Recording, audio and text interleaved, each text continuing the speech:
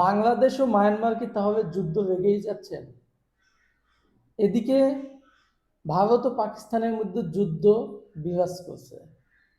এখন আমার প্রশ্ন, বাংলাদেশ, ভারত, পাকিস্তান, মায়ানমার, এই যে দক্ষিণ এশিয়ার কয়েকটি রাষ্ট্র নিয়ে যে মহা ষড়যন্ত্র চালাচ্ছে পশ্চিমারা, বিশেষ করে আমেরিকা ও জাতিসংঘ, তারা বাংলাদেশের পাশে বাংলাদেশের একটা অংশ নিয়ে পার্বত্য চট্টগ্রাম ও রাখাইন রাজ্য নিয়ে একটা খ্রিস্টান রাষ্ট্র গড়বে, সেটা অনেক আগেই আওয়ামী লীগ সরকারের প্রধানমন্ত্রী শেখ হাসিনার কাছে তারা প্রস্তাব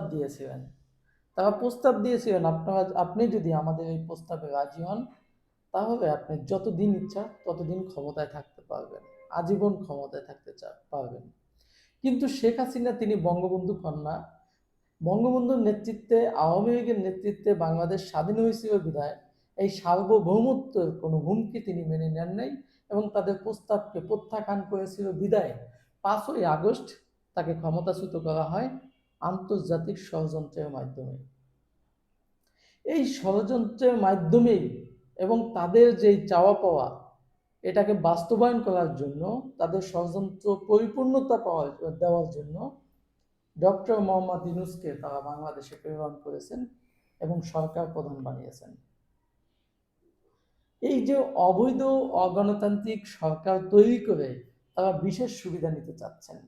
আজকে এই পশ্চিমারা যে প্রস্তাব দিয়েছেন, আমেরিকা ও আপনার জাতিসংঘ, তারা যে প্রস্তাবটি দিয়েছেন যে মায়ানমারের যারা বিদ্রোহী আরাকান আর্মি রয়েছেন তাদেরকে যেন করিডোর দিয়ে মানবিক সহযোগিতা করা হয়, এবং সেটা শর্ত সাপেক্ষে কথা বলে এই সরকার কিন্তু, এই অবৈধ অগণতান্ত্রিক সরকার কিন্তু মেনে নিয়েছেন।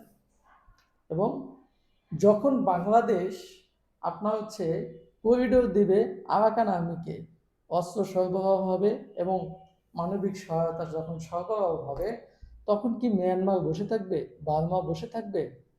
কারণ বার্মা কিন্তু মহাশক্তি দল চায়না এবং রাশিয়া তাদের নিয়ন্ত্রণে, আর এদিক দিয়ে আমেরিকা আরাকান রাজ্য নিয়ন্ত্রণ নিতে চাচ্ছে, বাংলাদেশের একটি অংশ সহ এবং বাংলাদেশ সহ। তাহলে এই যে বাংলাদেশ ও মিয়ানমারের মধ্যে একটা যুদ্ধ হতে যাচ্ছে, সেই যুদ্ধের মহানায়ক কি তাহলে ডক্টর ইউনূসকে বানাচ্ছেন?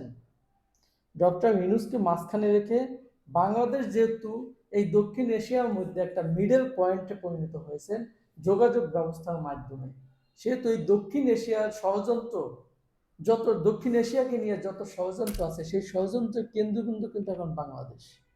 এখন এই বাংলাদেশকে দখল করে ইউনূসের মাধ্যমে, ইউনূসকে দিয়ে তাদের এজেন্ডা বাস্তবায়ন করার জন্য এই যে মায়ানমারকে ভেঙে আরাকান নিয়ে বাংলাদেশের একটা অংশ নিয়ে আপনার যে একটা দেশ গঠন করতে চায়, সেটা হচ্ছে দক্ষিণ এশিয়ায় দ্বিতীয় ইসরায়েল।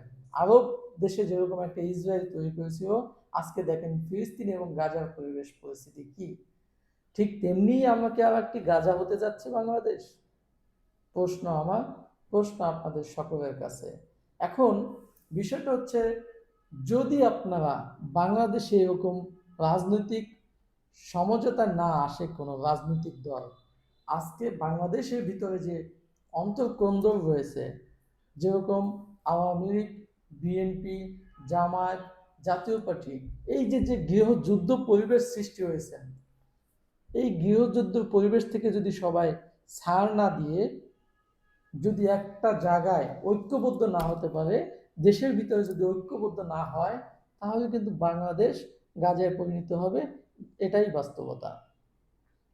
এবং এই ষড়যন্ত্র কিন্তু মহা ষড়যন্ত্র, দক্ষিণ এশিয়া নিয়ে ষড়যন্ত্র। দক্ষিণ এশিয়া নিয়ে ষড়যন্ত্র বিধায়ী ভারত পাকিস্তানের মধ্যে যুদ্ধ বাঁধিয়ে দিয়েছেন এবং বাংলাদেশ মায়ানমারের মধ্যে যুদ্ধ বাঁধিয়ে দিয়ে দক্ষিণ এশিয়ার মধ্যে একটা বৃহৎ খ্রিস্টান রাষ্ট্র তৈরি করে পশ্চিমারা তাদের এজেন্ডা বাস্তবায়ন করবে এবং পুরো দক্ষিণ এশিয়া তারা নজরদারিতে রাখবেন এবং দক্ষিণ এশিয়ায় তারা আবার খবরদারি করবেন। দক্ষিণ এশিয়ার যত অর্থনৈতিক অঞ্চল আছেন, এবং দক্ষিণ অঞ্চলে যত খনিজ সম্পদ রয়েছেন সেই খনিজ সম্পদগুলো তারা আহরণ করবেন এবং তারা তাদের সুযোগ সুবিধা নেবেন। আমাদের এই অবৈধ অগণতান্ত্রিক সরকারও সেটা মেনে নেবেন, কারণ তাদের জনগণের ভোট নাই, তারা নির্বাচিত সরকার না, তাদের দরকার ক্ষমতায় টিকে থাকার জন্য। এখন আমার প্রশ্ন, আপনার প্রশ্ন, রাজনৈতিক দলের কাছে, সাংবাদিক মহলের কাছে, সুশীল সমাজের কাছে, আপনারা কি দেশের আজকে যে সার্বভৌমত্ব হুমকির মুখে আছে, বাংলাদেশকে যে টুকরো টুকরো করে দিচ্ছে, সেটা আপনারা মেনে নেবেন কিনা? যদি মেনে না নেন, এখনো সময় আছে, বেয়াত হয়নি বাংলাদেশ, আপনারা রাজপথে নেমে এটা প্রতিবাদ করুন এবং বাংলাদেশের সকল জনগণের মধ্যে ঐক্য গড়ে তুলুন, সকল রাজনৈতিক দলের মধ্যে ঐক্য গড়ে তুলুন। সবাই ভালো থাকুন, সুস্থ থাকুন। আল্লাহ হাফেজ।